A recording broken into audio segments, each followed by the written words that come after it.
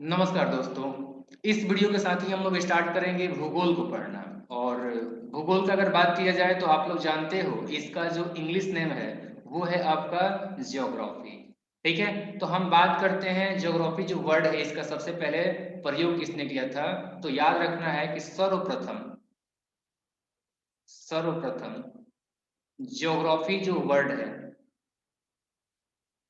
Geography जो शब्द है इसका प्रयोग इसका प्रयोग एक ग्रीक विद्वान जिनका नाम इरेटोस्थनीज था। इरेटोस्थनीज था। ठीक है, ये कहाँ के थे? ये आपके जो है ग्रीक विद्वान थे। ग्रीक विद्वान थे। ठीक है। अच्छा, इनका जो है समय अगर बात किया जाए ना तो समय इनका याद रखिएगा 276 से 194 BC। ठीक है, तो ये इरेटोस्थनीज ने जो है ज्योग्राफी वर्ड का कह सकते हैं कि आपका जो है प्रयोग किया। अब देखो ये दो वर्ड से मिलकर इसका जो है अगर मूल शब्द बात करना चाहते हो तो इसके जो है दो मूल शब्द है। एक है आपका जियो और दूसरा है आपका क्या? ग्राफोस।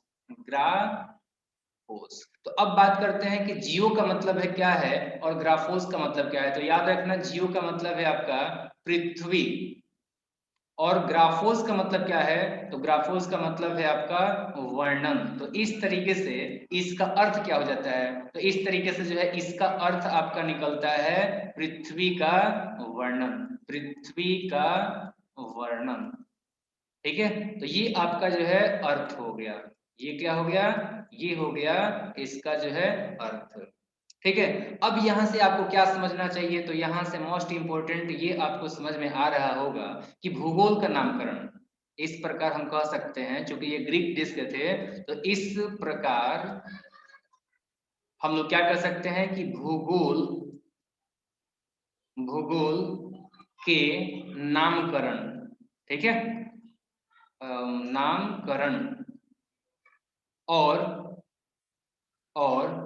इसका प्रारंभिक स्तर पर और इसके प्रारंभिक प्रारंभिक स्तर पर जो व्यवस्थित जो इसका स्वरूप था, व्यवस्थित स्वरूप प्रदान कहाँ के लोगों ने किया? यूनानियों ने किया। ठीक है, तो प्रदान करने का जो श्रेय हम लोग देंगे वो किसको देंगे? करने का जो श्रेय जाता है वो श्रेय किसको जाता है? ये जाता है आपका यूनानियों को, या कह सकते हैं कि ग्रीक देश का। ठीक है ना, तो वो बात एक ही है, यूनानियों को जाता है। किसको जाता है? यूनानियों को जाता है। ठीक है, मोस्ट इंपोर्टेंट ये एक पॉइंट आप लोगों को याद रखना है, यूनानियों को। ठीक है, चलो अब नेक्स्ट स्लाइड की तरफ बढ़ते हैं। तो वहां पर हम बात करेंगे, एक किताब का चर्चा से स्टार्ट करते हैं। और ये किताब एक बहुत ही बड़े विद्वान का लिखा हुआ है और उनका नाम है हिकेटियस।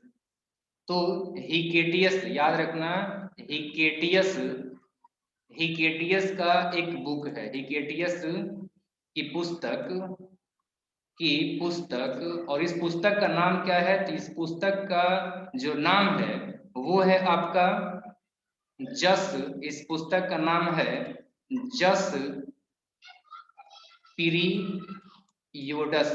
जस पीरियोडस। तो ये जो आपका जस पीरियोडस है इसके बारे में आखिर क्यों हम चर्चा कर रहे हैं? वैसे तो इसका अर्थ अगर बात करोगे ना तो इसका अर्थ हो जाता है आपका जो है पृथ्वी का वर्णन। पृथ्वी का वर्णन। ठीक है, अब देखो इसमें इन्होंने क्या जिक्र किया है। तो इसमें जो है हिकेटियस ने बोला है, ठीक है, या कह सकते हैं कि हिकेटियस ने जो है सबसे पहले सर्वप्रथम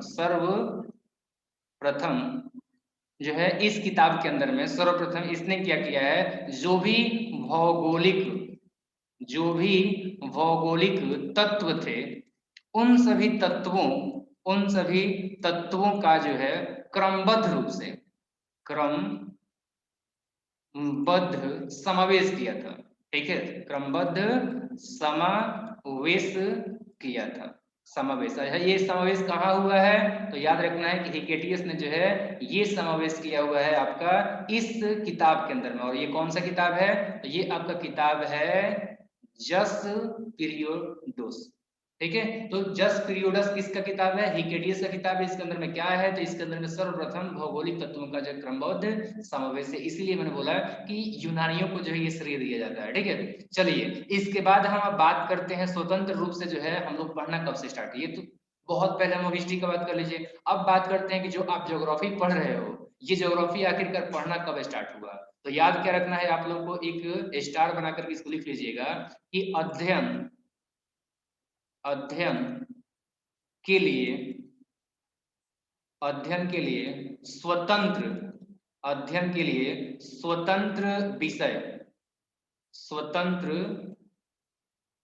विषय ये कब बना है? तो स्वतंत्र विषय के रूप में जो है इसको 19वीं शताब्दी में मान्यता मिला है। 19वीं शताब्दी में इसको जो है मान्यता मिला है। कब मान्यता मिला है? 19वीं शताब्दी में। अच्छा ठीक है, 19वीं शताब्दी में अब इसको जो है मान्यता मिल गया। तो अब 20वीं शताब्दी का अगर बात करोगे तो यहाँ पे कुछ प्रमुख डेवलपमेंट हुआ, और वो डेवलपमेंट ये था कि 20वीं शताब्दी के शुरू में क्या हुआ था कि इसको मतलब ज्योग्राफी जो वर्ड जो है ना, तो इसको जो है मानव और पर्यावरण जैसे आज आप पढ़ रहे हो उससे थोड़ा सा हट करके था। ठीक है, तो मानव और पर्यावरण के संबंधों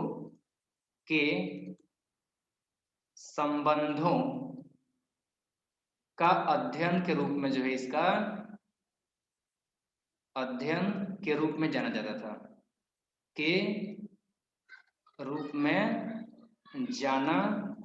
था। तो ये आप लोगों को जो है याद रखना है, जाता था। बट आज इंटायरली अलग हो गया, आज इसके दो विचार हैं। तो चलिए आज का विचार जो है ना वो भी बात कर लेते हैं। तो इसके जो है दो विचार हुए हैं आगे चल के। इसके दो विचारधाराएं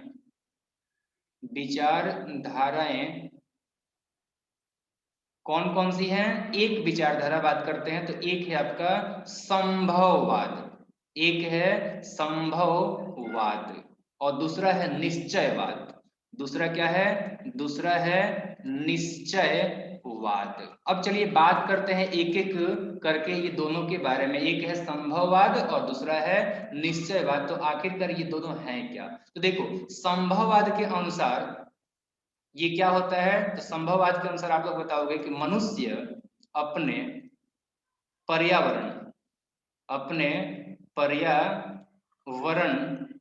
में परिवर्तन करता है या करने में समर्थ होता है। परिवर्तन करने में समर्थ होता है। ठीक है, तभी तो संभावना की बात की जाए ना, समर्थ होता है तथा प्रकृति प्रदत्त जो भी हमें प्रकृति से मिला हुआ है, प्रकृति प्रदत्त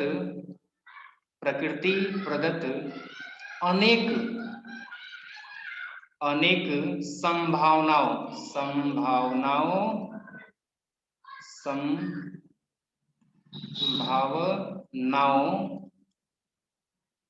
संभावनाओं को अपनी इच्छानुसार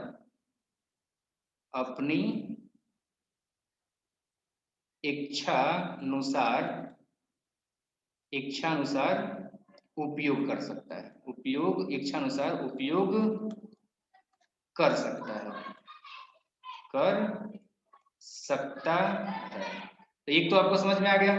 क्या बताया था मैंने कि आपको बताओगे कि संभववाद ज्योग्राफी की या फिर भूगोल की वो विचारधारा है जिसके अनुसार मनुष्य अपने पर्यावरण में परिवर्तन करने में समर्थ होता है, सक्षम होता है और प्राप्त जो भी या फिर प्रकृति द्वारा दिया गया जो भी संभावना है उसको जो है अपनी इच्छा के अनुसार ये आपका जो है उपयोग करता है। अच्छा, इसका अगर आपसे पूछ दिए ना इसके समर्थक कौन है, ये जो आपका विचारधारा है इसके समर्थक कौन है, कई बार ये भी पूछ दिया जाता है, तो याद रखना इसके समर्थक एक दो याद कर लो। इसके जो है एक समर्थक याद कर लो आप लोग, वाइडल, वाइडल डीला, वाइडल डीला ब्लास, एक नाम ये याद कर लो और दूसरा याद कर लो आप लोग जो है फैवे का। तो ये दो आपके जो है ज्योग्राफर हैं, ठीक है, जो कि संभववाद को जो है समर्थन देते हैं। ठीक है, अब चलिए हम बात करते हैं निश्चयवाचक, निश्चय सॉरी वाद के बारे में। ठीक है, तो देखो निश्चयवाद जो है एक ऐसा विचारधारा है जिसके अनुसार मनुष्य, जिसके अनुसार मनुष्य के सारे काम या सारे कह सकते हैं कि कार्य, सारे काम पर्यावरण, पर्यावरण द्वारा द्वारा निर्धारित होते हैं, पर्यावरण द्वारा निर्धारित होते हैं। और क्या होता है निर्धारित, अच्छा एक सेकंड यहां पर लिखना था होते हैं। और इसलिए इसलिए इसलिए मनुष्य, इसलिए मनुष्य को स्वेच्छा मतलब खुद के इच्छा, स्वेच्छा मतलब खुद के इच्छा, स्वेच्छा पूर्वक, स्वेच्छा पूर्वक कुछ करने की स्वतंत्रता कम होती है, कुछ करने की स्वतंत्रता, स्वतंत्रता कम होती है, कम होती है। ठीक है, तो ये आपका जो दूसरा विचारधारा था। अगर बात करते हैं इसके समर्थक कौन है, तो इसके तो समर्थक आपके जो है काफी अधिक तादाद में है। जैसे कुछ एग्जाम्पल में बताता हूँ। समर्थक, समर्थक अगर बात करना चाहते हो आप कि निश्चयवाद के समर्थक कौन कौन है, तो इसका जो है पहला याद कर लो रीटर, बहुत बड़े इसके समर्थक हैं। दूसरा है आपका रैट जेल, रैट जेल। तीसरा अगर आप बात करना चाहते हो तो एलन सैम्पुल याद कर लो, Allen, Allen sample, Allen sample हो जाएंगे। ठीक है, और एक और याद कर लो हटिंगटन, हर्टिंग काफी जो है इंटरेस्टिंग नाम है, हर्टिंगटन। ठीक है, तो ये कुछ आपके जो जियोग्राफर है जो कि निश्चयवाद को जो है मानते हैं या फिर समर्थन देते हैं। निश्चयवाद क्या है, निश्चयवाद ये कहता है कि मनुष्य का सारा जो काम होता है वो पर्यावरण निर्धारित करता है और इसलिए मनुष्य को अपने इच्छा के अनुसार कुछ करने की स्वतंत्रता कम होता है। चलिए अब इसके बाद हम बात करेंगे परिभाषा और वीडियो लेक्चर को यहीं पे समाप्त करेंगे। ठीक है, तो अब बात करते हैं हम लोग क्या चीज, परिभाषा का। हम बात करेंगे यहाँ पर परिभाषा। ठीक है, तो देखो पहला परिभाषा हम बात करते हैं। पहला परिभाषा एक मैं यहाँ पे लिख देता हूँ, भूगोल। पहला परिभाषा है भूगोल, एक एक ऐसा स्वतंत्र, एक ऐसा स्वतंत्र विषय है, स्वतंत्र विषय है जिसका उद्देश्य, जिसका जिसका उद्देश्य लोगों,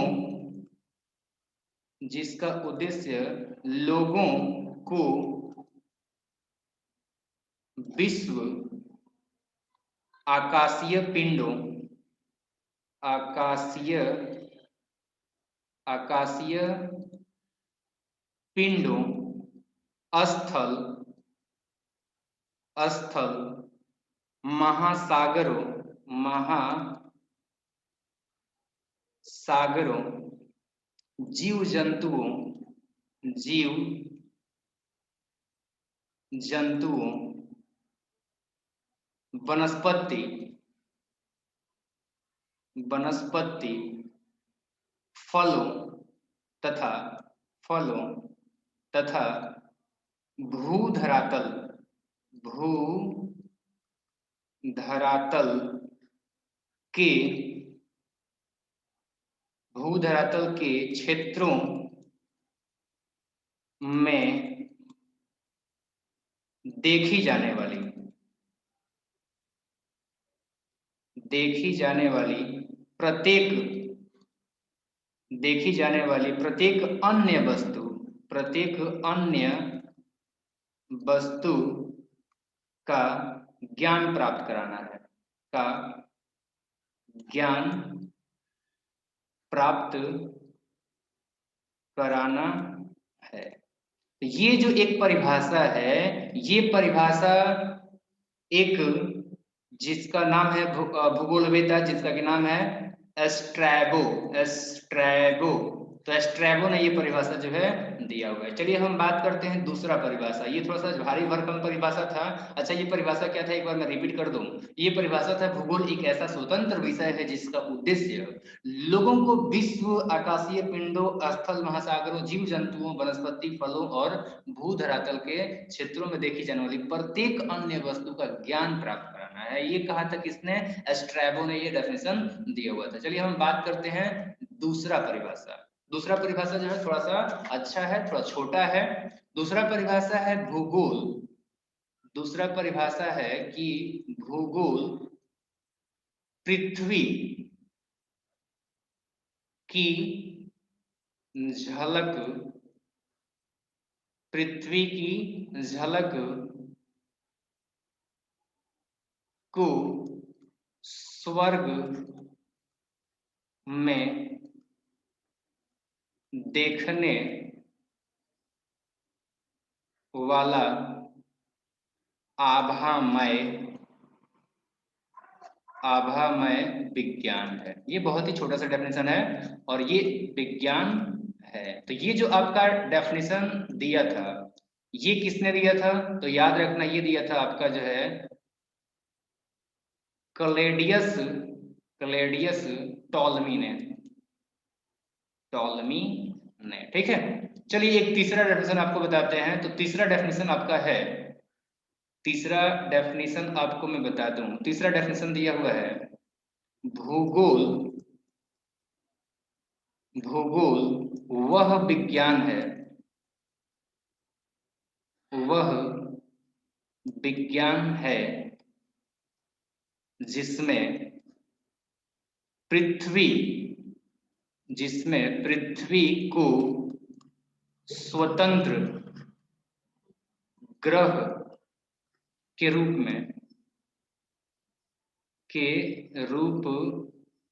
में मान्यता देते हुए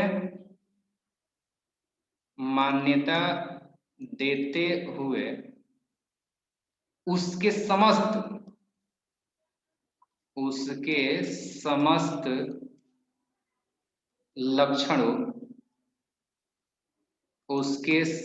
लक्षणों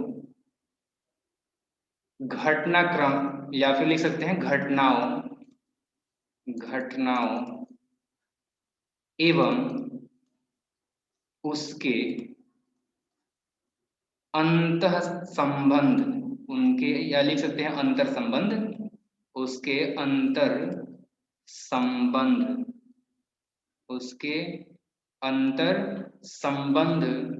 का अध्ययन किया जाता है,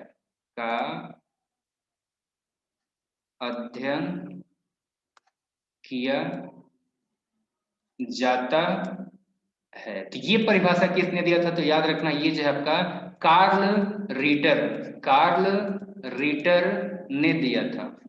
ये परिभाषा किसने दिया था? कार्ल रीटर ने। तो ये तीसरा परिभाषा था। अब बात करेंगे हम चौथा और लास्ट परिभाषा, जो कि कॉम्पिटिटिव एग्जाम में पूछा जा सकता है। चौथा परिभाषा है भूगोल। परिभाषा है भूगोल में एक सेकेंड, भूगोल में पृथ्वी के उस भाग का अध्ययन किया जाता है, उस भाग का अध्ययन किया जाता है जो मानव के रहने का स्थान है। बहुत ही सिंपल परिभाषा हो गया ये, का स्थान है। और ये परिभाषा किसने दिया था? तो ये परिभाषा जो है आपका, हमने आप लोगों को क्या बताया? हमने आपको बताया कि भूगोल में पृथ्वी के उस भाग का अध्ययन किया जाता है जो मानव के रहने का स्थान है। ठीक है, तो ये एक लास्ट आपका जो है डेफिनेशन था, और ये लास्ट डेफिनेशन किसने दिया है? तो याद रखना कि ये आपका जो है ऑर्थर होम्स ने दिया हुआ है। ये परिभाषा किसने दिया है? ये दिया हुआ है ऑर्थर होम्स ने। ऑर्थर, ये परिभाषा ऑर्थर होम्स ने दिया हुआ है। ये एक लास्ट डेफिनेशन था। अब इसके बाद बहुत ही इंटरेस्टिंग एक जो है टॉपिक हम कवर करेंगे, जो कि लास्ट होगा, उसके बाद से हम लोग खत्म करेंगे। तो ये आपका है कि भूगोल के पिता और भूगोल के अलग अलग जो विभाग हैं उसके पिता कौन है। तो सबसे पहले हम बात करते हैं भूगोल का पिता। हम लोग क्या बात करेंगे? हम लोग बात करेंगे भूगोल, भूगोल का पिता किसको माना जाता है? तो याद रखना भूगोल का पिता जो है ना, हिकेटियस को माना जाता है। किसको माना जाता है? हिकेटियस, जिनका किताब अभी आपने देखा था, हिकेटियस। भूगोल का पिता जो है हिकेटियस को माना जाता है। ये पहला आपको जो है पॉइंट याद रखना है। अब बात करते हैं, दूसरा है वर्तमान, दूसरा है वर्त, दूसरा है वर्तमान या आधुनिक, कोई भी कह सकते हो, वर्तमान भूगोल का पिता। तो वर्तमान भूगोल का पिता जो है ना, अलेक्जेंडर वॉन हम्बोल्ट को माना जाता है। याद क्या रखना है? अलेक्जेंडर, अलेक्जेंडर वॉन हम्बोल्ट को माना जाता है। हम बोल्ट को माना जाता है। ठीक है, अब तीसरा पॉइंट आपको याद रखना है व्यवस्थित भूगोल। क्या? व्यवस्थित भूगोल का पिता किसको माना जाता है? तो इसमें याद रखना है इरेटोस्थनीज, इरेटोस्थेनीज जो हैं उनको माना गया है क्या? इनको माना गया है व्यवस्थित भूगोल का पिता। ठीक है, तो ये आप लोगों को जो है याद रखना। अब चलिए बात करते हैं चौथा। तो चौथा है भौतिक भूगोल। क्या? भौतिक, भौतिक भूगोल का पिता किसको माना जाता है? तो याद रखना भौतिक भूगोल जो आपका पेलिडोनियम को माना जाता है। पोली, पोलिडोनियम, पोलिडोनियम जो ज्योग्राफर थे उनको जो है माना जाता है भौतिक भूगोल का पिता। और पांचवा अगर बात करेंगे तो पांचवा है आपका संस्कृति या सांस्कृतिक कह सकते हैं, सांस्कृतिक, सांस्कृतिक भूगोल का पिता किसको कहा जाता है? तो इसमें याद रखना है आप लोगों को कार्ल ओ सावर, कार्ल, कार्ल ओ सावर, कार्ल ओ सावर जो हैं इनको माना गया है सांस्कृतिक भूगोल का पिता। ठीक है, इसके बाद अब हम बात करेंगे गणितीय भूगोल का पिता। इसके बाद हम क्या बात करेंगे? गणितीय भूगोल का पिता। तो छठा याद कीजिए गणितीय, गणितीय, छठा हो जाएगा गणितीय भूगोल का पिता। भूगोल का पिता किसको माना जाता है? तो या संस्थापक भी हम कह सकते हैं। ठीक है ना, तो यहाँ पर हम लिख लेते हैं संस्थापक, ज्यादा सटीक रहेगा, संस्थापक। ठीक है, चूंकि इन्होंने जो है इसका स्थापना किया है गणितीय भूगोल। तो गणितीय भूगोल जो है ना, इसका संस्थापक माना जाता है एनेक्सी मिंडर, एनेक्सी, एनेक्सी मिंडर, एनेक्सी मिंडर, याद रखना। ठीक है, सातवां है विश्व ग्लोब का निर्माता कौन है? सातवां है विश्व, जो ग्लोब आप देखते हो, तो विश्व ग्लोब का निर्माता कौन है? विश्व ग्लोब का निर्माता अगर आपसे कोई पूछे तो आप बताओगे मार्टिन, मार्टिन बैहम, मार्टिन बैहम। और आठवां अगर आपसे पूछता है कि विश्व, अब ग्लोब जब बात कर लिए तो मानचित्र का ही बात कर लेते हैं, तो विश्व मानचित्र का रचयिता कौन है? मानचित्र का निर्माता कौन है, ठीक है। तो इसका निर्माता आप बताएंगे अनेक्सीमेंडर। अभी हमने बात किया था अनेक्सीमेंडर, वही मेंडर या मिंडर, ओके। तो अनेक्सीमेंडर को जो है माना गया है विश्व मानचित्र का निर्माता। और लास्ट हम बात करते हैं भौगोलिक विश्वकोश का रचनाकार कौन है। तो हमने क्या बोला है, हमने बोला है भौगोलिक विश्वकोश, विश्वकोश का रचनाकार कौन है, रचनाकार। तो इसका जो है रचनाकार है आपका एस्ट्रैबो या एस्ट्राबो, कोई कुछ भी लिख सकते हो, ओके, एस्ट्राबो या एस्ट्रैबो। तो इस तरीके से जो हमने खंड पहला पार्ट है ना ज्योग्राफी का कवर किया, और कल से जो हम लोग आगे बात करेंगे भूगोल की से संबंधित। पहले हम बात करेंगे ब्रह्मांड से स्टार्ट करते हैं, ओके। तो कल जो हम लोग बात करने वाले हैं यूनिवर्स का। तो इसी के साथ हम लोग यहीं पे वीडियो को समाप्त करेंगे। थैंक यू, पूरे वीडियो तक जो है बने रहने के लिए। दोस्तों के साथ में शेयर करें ताकि वो भी लोग जो है सही से पढ़ सकें, ओके। Thank you.